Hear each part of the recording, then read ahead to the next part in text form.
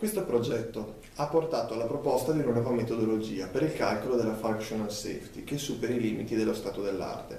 Attualmente i sistemi on a chip vengono modellati a livello TLM, tradotti manualmente in RTL e quindi sintetizzati a livello gate.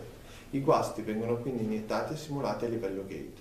I limiti di questo approccio sono dati dal fatto che la simulazione a livello gate è lenta e siamo obbligati ad effettuare la sintesi per avere dati sulla functional safety. La metodologia proposta prevede invece di estrarre in maniera automatica il sistema da RTL a behavioral e iniettare i guasti a livello behavioral. Questo ci permette di sfruttare la velocità di simulazione, che è ordini di grandezza maggiore rispetto all'RTL. Inoltre non siamo più costretti a sintetizzare il sistema per avere dati relativi alla functional safety, in quanto questi si possono ricavare nelle prime fasi della progettazione, in modo da sintetizzare il sistema solo quando avremo raggiunto un livello accettabile di safety.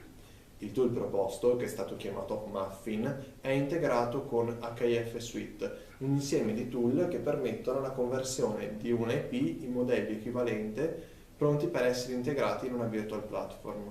Possiamo quindi partire da un design descritto a livello RTL e, tramite i tool di HIF, ottenerne una descrizione equivalente in SystemC. Astrarne quindi i tipi di dati utilizzati in modo da privilegiare l'utilizzo dei dati C++ nativi e infine eliminare lo scheduler di SystemC ottenendo una descrizione C++ pura. Questo ci permette quindi di partire da un insieme di IP eterogenei descritti a diversi livelli di astrazione ed arrivare a una descrizione omogenea unica. Quando abbiamo ottenuto una descrizione in C++, possiamo iniettarne all'interno i guasti stacked, simulare e quindi ottenere i dati sulla functional safety.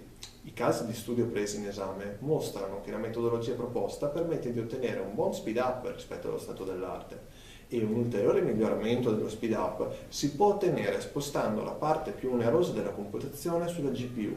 Queste schede grafiche ci mettono a disposizione un elevato numero di core che, sfruttando la computazione parallela, permettono di abbattere ulteriormente i tempi di esecuzione.